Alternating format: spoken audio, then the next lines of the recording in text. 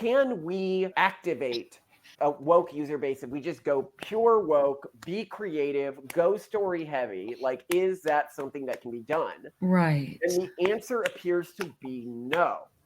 And so this is genuinely a little perplexing to me, because my interpretation of the current American electorate or body is about 15 to 20% of America genuinely holds some form of woke ideology. Yet, this faction is not buying anything. And the question is, why? Now, I'm going to go over the generic theories that people make, right? One is to say, well, the mistakes that these companies are making is that they are listening to people who are very loud online, which is predominantly people without anything else going on in their lives, i.e. unemployed people who don't have the money to go out and buy games. And it's like, that's an interesting theory, but the problem with that theory is I can just look at the donations from the FANG tech company, and like 98% of Facebook is going to the Democrats. Or I can look at the very fact that Sony even thought to produce this game. Clearly, there's a large technocratic faction in America that works in large, well-paying bureaucracies that is, or at least signals that they are woke. Right? Would you like to know more? Hello, Simone. It is wonderful to be here with you today. I am excited to be chatting with you. And the reason I am excited to be chatting with you today is something happened in the video games industry, which is this last week, which is going to change American culture and world culture going forward. That's a big statement. The consecutive and catastrophic failure of one, a AAA title, and then two, a really big and sort of emblematic woke game. And so in this podcast, I think many people have missed the core mystery of what's happening here. What they focus on is the wokies are trying to be like, oh, you know, horrible right-wing boycott caused us to lose, blah, blah, blah, blah, blah, right? You know, that's their take on this. And then the right wing is looking at this and saying, oh my God, this is amazing. Look at them suffering. Look at them seething. Like, things are going to definitely have to change here.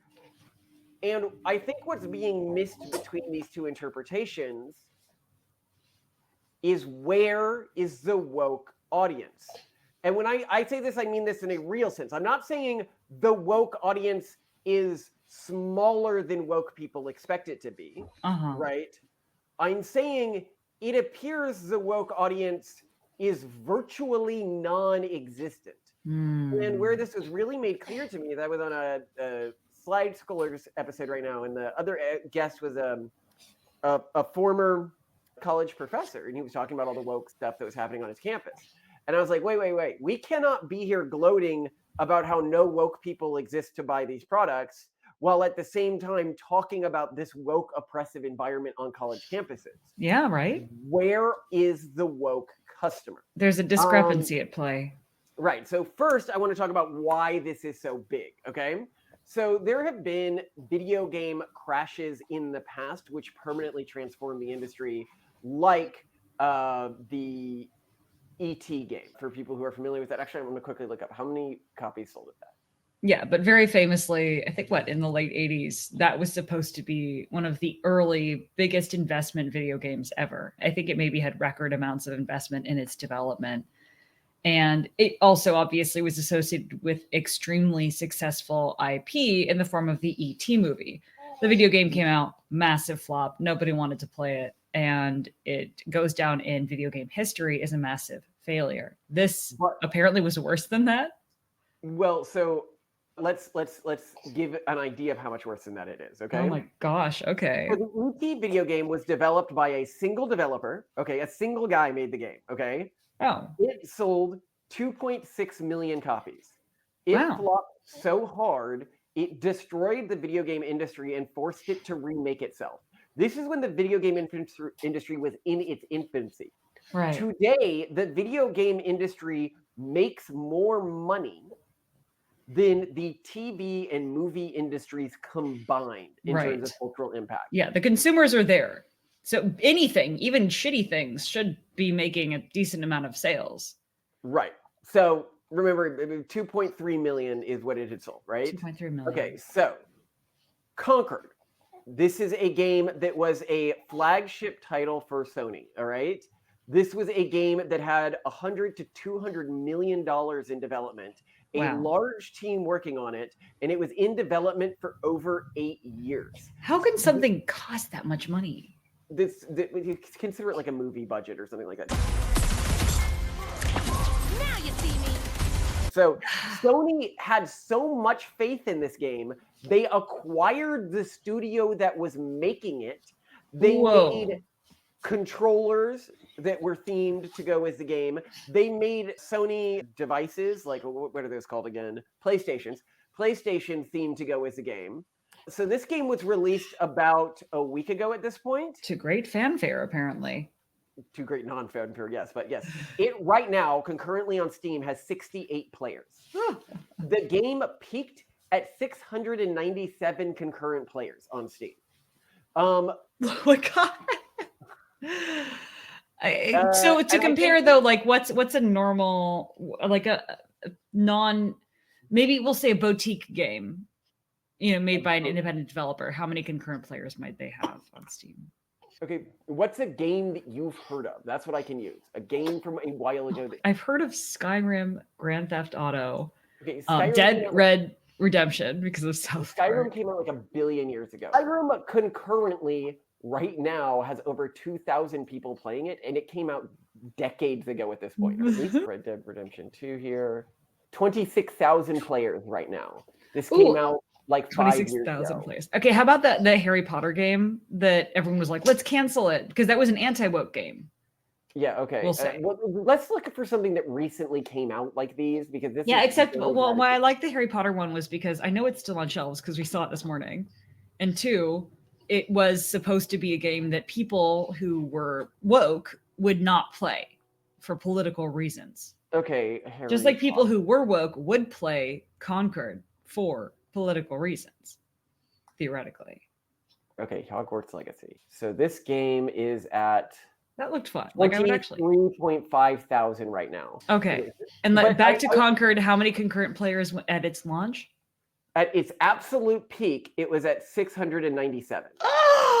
Oh, Lord Almighty! Okay, now see that has the impact I was looking for. I needed to know. Game I told you, ET sold 2.3 million copies, another massive flop. Concord sold about 25,000 copies across all platforms.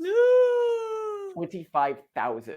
Wow. So it sold about the same number of copies as there are concurrent players of Hogwarts Legacy today, even though Hogwarts Legacy came out forever ago. Yes. Wow. That's a good comparison. Wow. But it wasn't the only instance of something like this happening recently.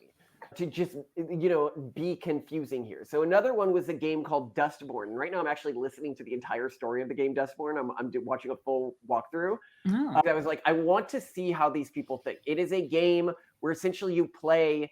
Oh, sorry. I should note before we go further how woke this other game Concord was. Because I think there's a few important things to note here which hide some of the coverage that people will say.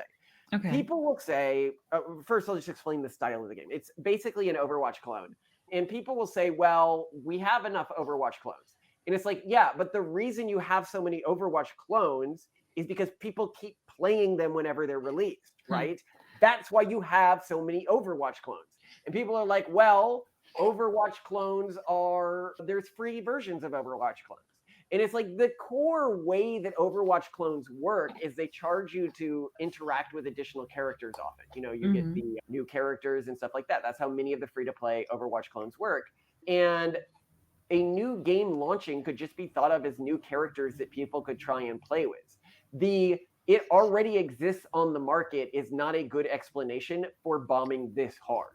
It would be a good explanation for a mediocre launch. It would not be a good explanation for almost nobody buying it. And it was so bombed, by the way, that it has been removed from the stores. Everyone who bought it is being refunded and it's being shut down Saturday the 6th, which is tomorrow on the day of filming this. It will almost certainly be all the servers shut down by the We time. literally tried to buy it at Walmart this morning, Yeah. and we got them to unlock a shelf to give us the game, and they refused to sell it to us. The machines wouldn't let them ring it up, even though they didn't know that it was supposed to be taken off the shelves. So that was sad for us. Sad day. Yeah. And so to understand how woke this game is, if you look at it, it apparently has, of the 16 playable characters, one of them is a white man.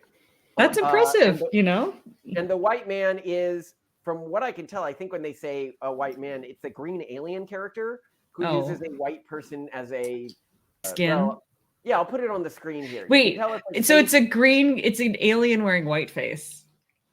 No. It's just like a white actor that's what they mean when they say it has a white character in it. Oh. It has a character in it who is based on a black trans woman being one of the leading characters. Okay. It has an overweight black woman character. It has no attractive female characters in it, of course. It is woke. It is so woke that when you open up the game to like look at your character bios, above the bio, right next to the level of this character for you and under the name, so the most important thing is their pronouns. That is the way that they introduce characters. Wow. God forbid you misgender a fictional character. Right? You gotta make absolutely sure that people get this. So this game completely flops, right? Then another game came out recently called Dustborn, which was woker than Concord, but it was actually trying to sell specifically to a woke audience. Okay. In a way that Concord wasn't. Concord appeared to be woke policies overlaid on big budget game development. Okay. Dustborn is different. Dustborn is a character where like triggering someone is like a superpower, and like the main character, sassy black lady, can like manipulate people's emotions and literally gaslight them and stuff like that, for example, to gain power over them. And she's quite a bad person from what I've seen in terms of watching this so far. They have these fantasies where they are going around and manipulating people using their words or whatever. All right, here we go. We chase the ghosts in the mean machine. We are the ghosts. Now, here's what I'd say about Dustborn. Dustborn is an interesting game for a few reasons. And if I agreed with the ideology, I would buy it. I actually think that the ideology of Dustborn should be selling copies of the game. Because it's teaching people how to support the cause by being manipulative? No, Simone, by the way, I'm just going to tap this and tell me to make sure it's still coming from here. Yeah. Okay. No, because it's an interesting world. So it takes place in a near future alternate reality where the conservatives have basically taken over from their perspective.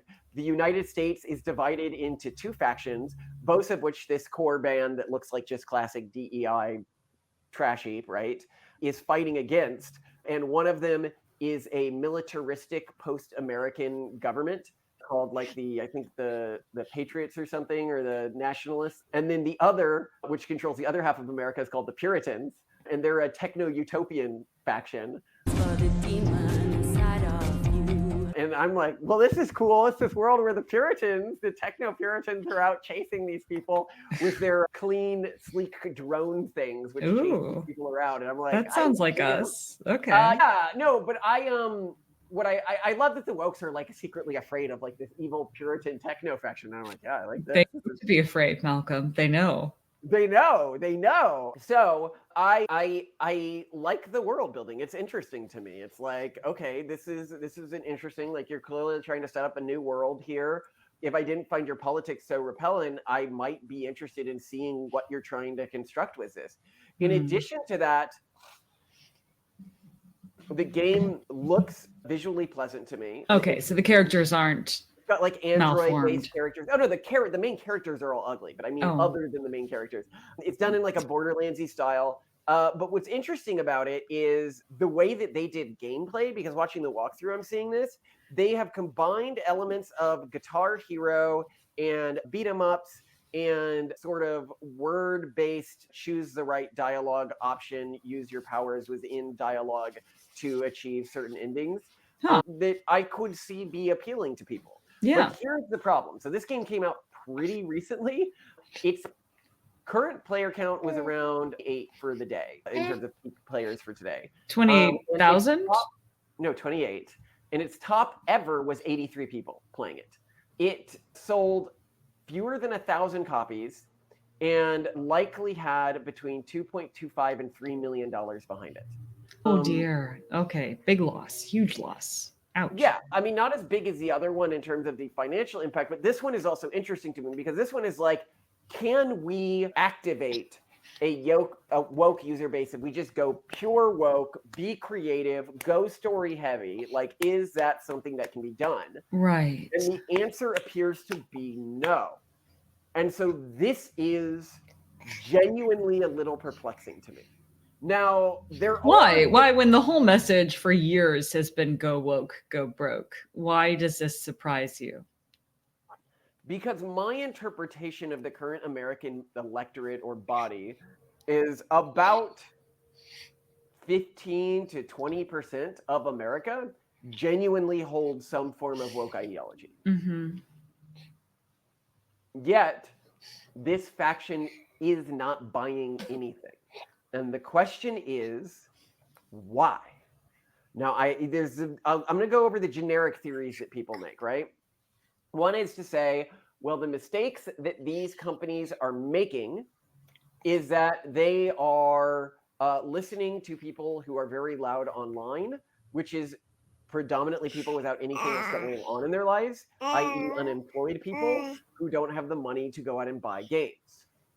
And it's like, that's an interesting theory, but the problem with that theory is I can just look at the donations from like the FANG tech company, and like 98% of like Facebook is going to the Democrats. Or I can look at the very fact that Sony even thought to produce this game. Clearly, there's a large technocratic faction in America that works in large, well-paying bureaucracies that is, or at least signals that they are woke, right? The second thesis could be, well, nobody's actually that into woke ideology. Like, a lot of people will signal it, but nobody's really that into it. Or it could be that the proportion of America that is into woke ideology has almost no overlap with the portion of Americans who play video games. I think no, because it's pretty clear that people play video games in droves. I do think that the video games that men and women play are a little bit different and that women are more progressive. So that just certainly has something to do with it. But I think your second theory resonates, and this could be a really good natural experiment or piece of natural evidence that suggests it may be right. Meaning that being woke or espousing progressive values works really, really well for signaling, but it doesn't work really, really well in real life. So people signal it to get tactically ahead in conversations and social hierarchies within bureaucracies. But in their actual life, they don't leverage it because they either intuitively or logically understand that it will produce bad results if they adopt it. Does that make sense? No, explain. In other words, I will at work use they them pronouns and ask people for their pronouns and express, my discomfort with the historical land use of my region or whatever, and use all that to signal that I belong to the correct group and that I'm doing the right things. But then when I go home, I'm not going to consume woke media. I'm not going to refer to the correct pronouns. I'm not going to live that life behind closed doors because it doesn't produce mental flourishing. It doesn't yield the best products. Okay, I'm going to disagree really strongly with you here. Okay. I think that there is a portion of Americans who go home and their houses are woke prisons for the less woke of the family. I have read about this. I have seen it on forums. I just do not think that you are right on this point. I think that there really are a lot of genuinely woke families that like to, because the social technology, the reason why people lean into it is because they can use it to emotionally manipulate others. Very interestingly, I guess sort of the including their point of the family. game, right? Uh-huh. So they use it to emotionally manipulate their families. The kids use it to emotionally manipulate their parents. That this is in these families where you have these kids transitioning at like 3 and like 8. Do you not think that wokeism is dripping from every Well, single wall of these houses? no, And not here, necessarily. Because think about it this way. I could see parents being terrified about the state taking away their child, one, if they don't support their child in their exploration, no, or Simone, I'm teachers not ratting on talking them, about the or high schoolers who are transitioning. I'm talking about the people transitioning between like 3 I and know, I think a lot 11. of that may also have to do with existing or pending divorces and one parent using youth gender transition to get on a kid's But there's side, or tons of examples of it happening outside of divorces. yeah, I I think that guess. you're struggling to model that people can be this petty. But this was actually really interesting of me when I was watching the Dustborn game, because I got to see in the game the social interaction of the characters and to see what they think normal social interaction looks like. And it was incredibly tedious. Oh, Every single conversation was like, you hurt me by hiding this from me. You hurt me by this. talking about feelings and sharing You hurt me grievances. by doing this. And then the Oh my conversation would get shut down by gosh. one of them that had emotional manipulation powers manipulating the other. That Oh, is the general loop of the game that I'm seeing so far. They gosh. think this is normal for all social interaction. Oh, Okay. wow. Okay. So Okay. clearly this is happening in their home. And the second thing I want to shut down here is the idea that gamers, there's no woke gamers, right? I agree. The majority of gamers are not woke. But if you look at things like the GDC, for the Gamers Developers Conference, where all the game developers went out in Yerba Buena Fields and yet screamed at the sky like spazzes about all of the right-wing influences that were ruining their industry, right? Mhm. You do not get more woke than that. Yeah. The screaming at the sky. Yeah. I am going to posit an alternate theory to the theory Okay. we have been discussing. Yeah, so I'm far. lost, so I'll take anything you've got. Okay. So I think it's a combination of two things. Okay. I think that the people who signal woke tactics within an office environment are using similar woke tactics within their households and within their relationships. However, I think that they are actually the minority of people within these office environments. I Okay. think most woke people who are signaling to you and everyone else that they are woke, they are prisoners of their own mental landscape and prisoners of the world around them. So it's And like people in the cult who go along with it because they just don't want to get hurt anymore. Yes, they're just like, okay, stop hitting. Well, they know they could lose their job. They won't be able to support their family anymore. They Sure, won't be yeah. able to. If they don't have a strong internal moral compass, they have no reason to dissent.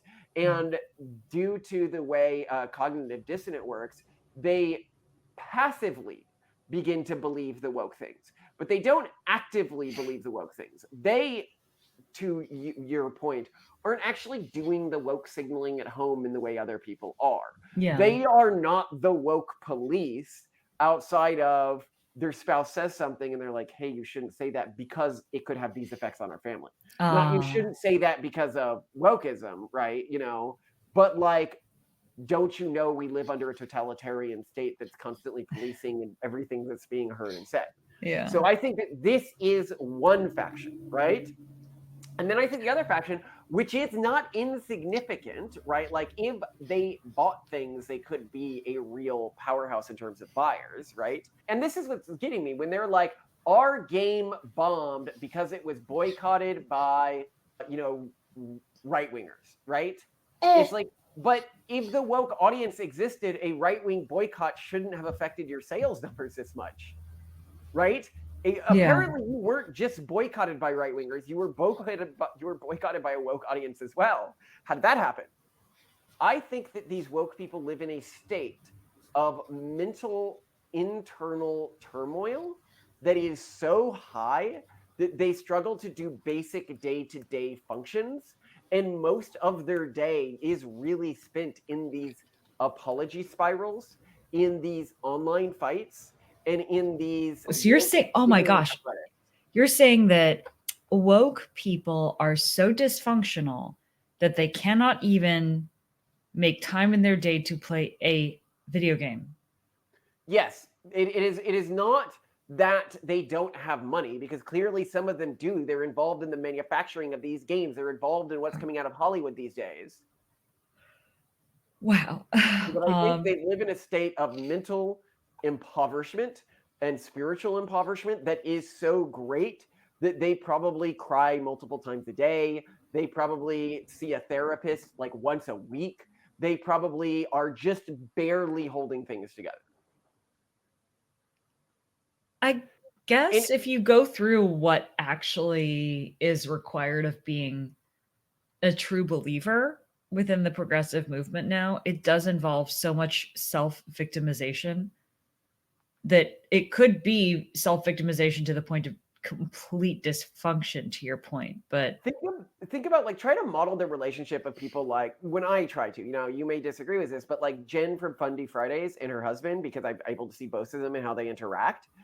These individuals come across, in terms of the lack of vitalism that's left in them after all the signaling and after all the fighting that's clearly part of their day.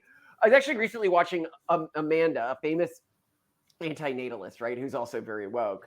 And when I looked at what was left of her as sort of a residue of humanity, she reminded me of almost one of those shadows that's left of somebody after a nuclear explosion.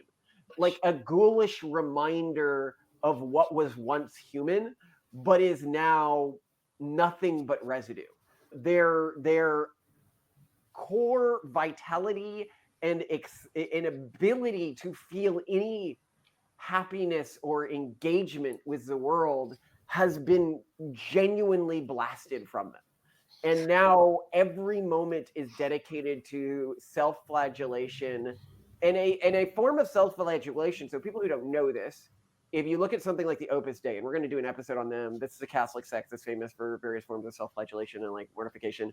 They're actually pretty happy people because they have a moral mandate to be happy, because you control your emotions, and the self-flagellation and all the other mortification techniques are meant to give you more control over your emotional state, which is something I agree with. The wokies are the exact opposite. All of the self-flagellation is to feel and to bring up as much despair as possible. They almost have these like despair feedback loops around things like the environment or any of the other things they want to feel sad about, where the amount that you are wailing and despairing increases your status, which creates this environment and miasma of constant despair. That is wild. Hypothesis. I have a secondary hypothesis, which I think is further deflating the numbers. Oh, yeah. I mean, of course, this could be several factors. And there is no doubt a portion of the population that is so mentally dysfunctional that they can't even get themselves to play a game. But there must be other things at play here. So let's go for it. What is it? The final factor is, in the 90s, if a movie I just liked released a video game, I wouldn't play it. I knew that video game movies were bad. This was just like a thing in the 90s. Everybody knew, and movies made about video games were bad. If somebody makes a movie of a video game, you just don't go watch it. It was bad. Now, This was not true in the early days. There were a few good early video game movies, like the Street Fighter's original movie and the Mortal Kombat movies. Those were fantastic. Oh, and the first Resident Evil movie was great. But then sort of after that era, there was this era of bad video game movies where just everyone knew, don't go watch video game movies, even if you like the video game, because they're almost always bad. Okay. And what we might be seeing here is people have come to associate, even woke people, any game that signals any degree of wokeness with this is going to be terrible. And one of the questions is, I mean, we all know this. We know that woke movies are just like worse than non-woke movies. When you get to the woke Marvel stuff, when you get to the, the video games, when you get to the woke Indiana Jones, when you get to you're like, okay, this is going to be bad because I saw some woke stuff. One of the questions is, well, how do you know that? Why is there such a correlation here? It's not that they get less money or attention. And the answer is the more woke stuff that is coming through in terms of the advertising and the plot and the character design, the more is being implemented in terms of hiring. And what is woke hiring? Woke hiring is hiring based on social signaling and not ability. Mm-hmm. And so basically, we know when I see something that's signaling wokeness, that it wasn't made by competent people it was made by idiots, basically. That's always my take, is it was made by idiotic bureaucrats who knew how to signal. Who were not hired for merit. Yeah, who were hired for signaling and not merit. That's scary.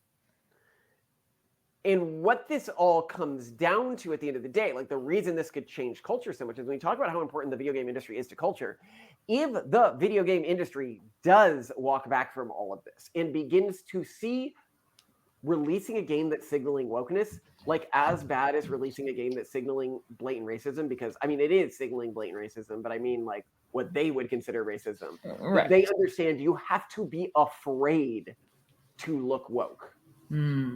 Is where we're entering now. If that happens, that's going to have a major cultural shift. And I think the people who came out ahead of all this are going to end up looking really good. One of the things I mentioned to you recently is I think Zuck is going to go anti-woke soon. He's certainly entering his new era, the fro and chain era. Very exciting. But he's not getting cred from the anti-woke audience, because I mentioned this on another anti-woke influencer, and they were like, yeah, but like it's not hard to do that now. Like everyone knows to go anti-woke now, right? And I hope do that they? the people who made the costly signals early, like Elon, really people remember that he lost a lot of money trying to fix things. For the people who are like, oh, Elon's such a... No, honestly, I think anyone who has this like mindset that, oh, Elon, he didn't really make his money or he didn't really do this, you've got to understand there is an entire apparatus out there that is dedicated to try to brainwash you into believing that. Well, and Elon Musk is broadly a very progressive person who also cares deeply about climate change. So there's that too. And he helped his child transition. A lot of people don't know that he helped his child transition. He sent the child to all the gender affirming stuff. He got the child the gender transition hormones. He got the child everything. He was far in the progressive camp before he made his transition. And he made the transition when he had nothing to benefit from it. And that requires an incredible amount of moral fortitude. And so when you look at all of these people who are like, oh, he just wants to be popular or he just wants whatever, I would consider it in the context of the sacrifices that you cannot ignore that he has made to make this transition early. So I hope that, and I hope that people like ourselves who've been positioning ourselves against a lot of these woke overreaches are able to, as the winds change, benefit from this. However, and as I've said before, the one thing I can't account for is this isn't a normal cultural change. Wokeism is a mimetic virus, which is very good at targeting and entrenching itself within bureaucracies. Yes. And no matter how hard they try, you might try to remove it from a bureaucracy, it's going to be very, very, very difficult. Yeah, unless you just recreate the organization. Yeah, I mean, Elon tried to cut out the cancer, and he ended up cutting out like 89% of the company or more, right? Like that is what happens when you're cutting out the cancer. It is really deep and profuse, and if you want the host to survive, you have to be willing to make costly decisions, which is very difficult for a large company like a Microsoft or a Sony to do. Microsoft not long ago doubled down on some of its woke stuff, right? In terms of its employee training and everything like that. So like how do you fight against it when these companies no longer care about profit maximization anymore? And my answer to this is, I think we need to start having this societal frameship that wokeism is bigotry, and to call it bigotry and to say, I don't like this problem because it is woke and bigoted every time. Like, I think we should, every time we use the word woke, say woke and bigoted. That people remember. And I love the word bigotry and bigoted because it's one of those words they forgot to redefine. They redefined racism. They forgot to redefine bigotry. So you hit them with that, and they're like, yeah, I guess it is definitionally a bigoted thing to do. Now, there was a final point. Oh, yeah. And if anyone here is like, well, my company is infected by wokeism, what do I do? Like if you're a CEO or something like that, if you need somebody to come in and do consulting on this, I thought about doing a little bit about this on the side. Just let me know. Stanford MBA, background in private equity, company management, and venture capital. So I'm pretty qualified for this stuff. Oh, and I wrote a best-selling book on governance. You're just really good at thinking through complex problems. So I love it. Yeah, happy to come in and help. And I'd also note to these individuals that this could be a legal risk to your company. After the Supreme Court decision, the Harvard decision, it has now become a active legal risk to any company that is employing systemically woke policy, i.e., any policy that is bigoted against individuals based on their race or sexuality, which wokeism intrinsically is. Yeah. Well, how do you square that though with all of the existing government policies that obligate organizations to favor certain classes, like minority-owned businesses, women-owned businesses, etc.? Well, a lot of those have been rolled back.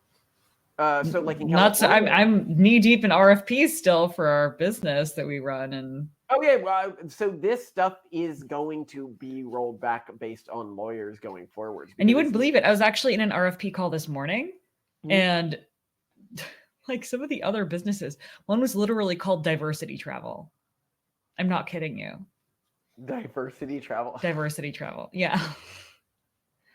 Wonderful. Do they win RFPs? I'd be interested to see. Presumably, yeah. I mean, anyone that was in that call, and I made a list of everyone like I always do to see what our competition is like. It presumably has a significant portion of their business that is dependent on RFP-based travel, meaning they work with universities and state agencies and organizations like that. So what I'm just saying is that it is deeply entrenched within our government, which makes up a significant portion of the GDP of the United States, because we are largely a socialist country, that you have to discriminate based on race and gender and other forms of status. And that status is not based on reality, by the way. It's based on specific certifications that you gain and have to apply for and have to pay to apply for. Like, I couldn't just say, this is a woman-owned business. You'd have to be, certified and have your application and fill out the paperwork. So this sorts for not true diversity, but rather, well, if I were to try to correct for systemic bias in society proactively as like Empress of the United States, like if I had to, because normally I'd be like, let these things kind of correct themselves or let the market recover. I wouldn't favor things like the government does now, where it says, okay, well, you have to discount the cost presented by any business that meets this status so that you give them an extra boost. I would rather say, okay, well, invest in extra resources, like extra mentorship, extra startup funding, low interest loans for businesses that meet these qualifications, but don't make it easier for them to sell to clients. Like, if they should go out of business, they should go out of business. Don't artificially change their pricing in the eyes of everyone who works for the government or with government funds, because then they're just going to be very inefficient. I think the only way to fix this is for Trump to win, for us to campaign to get in his administration, and then set up a department just looking for, it'd be very easy to get, even at the state level, these laws erased. You just do like the government did to ensure like a standardized drinking Easier age, said than done. No, it's not hard. What they did to standardize the marijuana laws, and what they do is they tie federal funds to the state, saying that you have to get rid of, and then you just get them all erased. And once they're erased, it will be very hard to bring them back, because I think that politically they're so unpalatable these days. The idea that you would have these sorts of policies, especially when you put on how much they cost the taxpayer. And when I say cost the taxpayer, the way I would word this is how much they are preventing from going to the homeless. So you don't focus on how much extra in taxes you pay, you focus on how many millions of dollars aren't going to homeless people because these policies exist, with the assumption that instead of that policy staying with the taxpayer, it would all go to the homeless. Yeah, I mean, I'm more focused on how much of your tax dollars are wasted on paperwork and bureaucracy when these things are Right. utilized. You care about waste because you're a human being and not Well, an no, NPC. it sucks if I give $1 to the government if like 75 cents of that goes toward nonsense paperwork that makes my life more miserable as a taxpayer. Yeah, that would matter to me. Yes, but you're not a normal voter. I don't know. People can say in the comments. What I don't actually think gonna normal resonate? voters are in the comments. We have I think they are. We have very normal people in the comments. normies. Normal people watch our show, not weird people. This No. is very true, Simone. Our Discord server literally has more intellectual conversations than we have on this podcast. We have a really intelligent, weirdly skewed audience of very smart and engaged people. No, they're not smart. They're normal people, Simone. We're just normal men. What do you mean, normal men? We're just innocent men.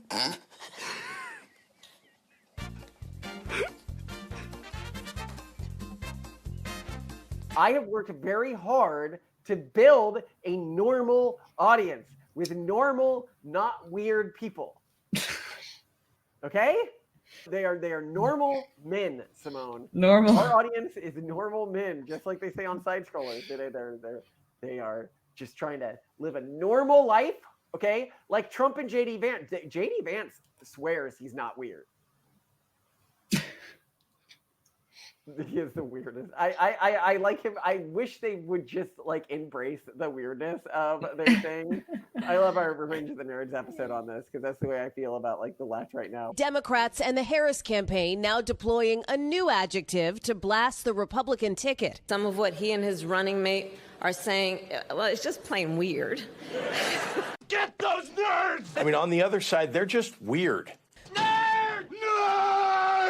It's not just a weird style that he brings. Where are they? I think they're talking about us. No way. They're like, you guys aren't following the new social norms we created. Anyway, love you to death, Simone. Have a spectacular day. Oh, and something I'd also note about diversity in these games just before we hop off. Because you and I were talking about this recently, is what quote unquote diversity is depends on how the cult is evolving and doesn't represent real diversity.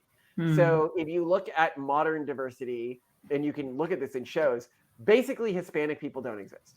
Like Hispanic people there should be, if you're trying to be like accurate to the US population, 2 Hispanic people for every Black person. But nope, a huge overrepresentation of Black people, almost no Hispanic people.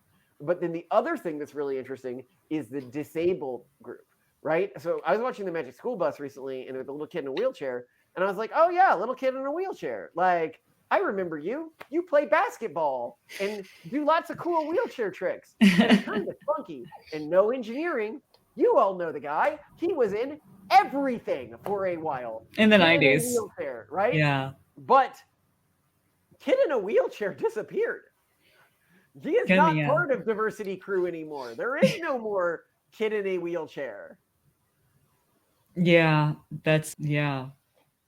what's the word for that? Ableist. Yes, it is very ableist. Racist and ableist, I guess. Racist and ableist bastards. Yeah, what did happen to the wheelchairs? That is very odd. I kind of want to make kid in a wheelchair like a new conservative thing, like cover the wheelchair in American flags, have him like playing his b-ball because he could always do the cool b-ball things. Kid in a wheelchair could. Big MAGA flags on it. Like, MAGA what's up with flags those on it. MAGA pickup trucks? You know what I'm talking about, right? Where random weekend days, you'll just see a MAGA truck driving by, and there's not a progressive equivalent. There's just the MAGA pickup truck. I don't get it. Well, because progressives aren't really proud of their party. I mean, look, they didn't even vote for their own candidate. It was chosen for them by the secret cabal of party elites. Like, progressives have no say. It's follow the cult or be taken out back and shot, basically. Like, that's where the progressive party has gotten at this point. And I like still see progressives who like say things like, but Donald Trump is more fascist than Kamala Harris. And I'm like, the level of brainwashed you have to be to believe that is astounding. I mean, aesthetically, Trump loves.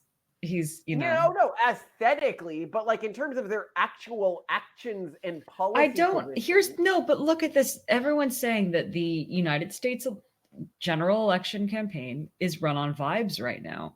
This is about aesthetics, and I don't know if people are even aware of anything beyond aesthetics these days, or at least a lot of mainstream Americans. I remember I was talking to one progressive about I was like, well, at least with Tim Walz, you must have like issues with the fact that he kept everyone in their houses during COVID and then had a tip line where you could report your neighbors for leaving their house to have them arrested. Like, you don't see that as like a little fashy. And they're like, no, everybody had COVID policy like that. I'm like, did they? This is getting 1984 level here. I don't know. I loved Peru though, where they were like, girls go out today, boys go out today. That was just great. That's how they did in Peru. That's how they did it. Yeah. So love you. We're gonna end here. Yeah. I love you to death, Simone, and I hope you have a spectacular day. Same. Which one do you want to do next? We could do one on that show. By the way, I saw what you left with my levothyroxine prescription. What is this? Field of Screams? Is this a call for help, Malcolm? This is a call for our family to do some fun Halloween stuff. At these prices, Scream Pass, $40 to $55. Triple combo, $38. The Extreme Blackout is $60. Multiple ATMs on site. What is this but a terrifying way to lose money? Than vacation. I think we need to go on less vacations and do more things at home. The only thing that's scary about this is just how hideous everything looks. Okay, the Zombie Fun Run does look really fun. The Zombie Fun, you saw that one? And then there's this like random wholesome like corn event where they're like, oh, it'll be fine. Bring your kids. It's not that scary. But then on the cover, don't forget. Don't you want to terrify our children, Simone? Like, wouldn't it give you some joy? I have them sit right at bedtime and watch videos of bears killing other animals so that they don't go running outside every night. And what do they do but wander in 2 hours later in the pitch dark? Mommy, can I see a bear video again? There's no stopping these savages. I love Octavian telling Torsi, a bear will bite you and rip off your skin. Yeah. I mean, at least they understand it, I guess. My concern is if we actually take them to one of these things, they'll think that they actually have license to try to kill people. And I don't know how effective they'll be. A little concerned. Do you think the kids will? I mean, I wouldn't put anything past them. Would you? Actually, yeah, they might, We got to make it clear to, not kill the actors. If they thought they were being attacked. All right, I'll get started here. Okay, Simone? Please, yeah.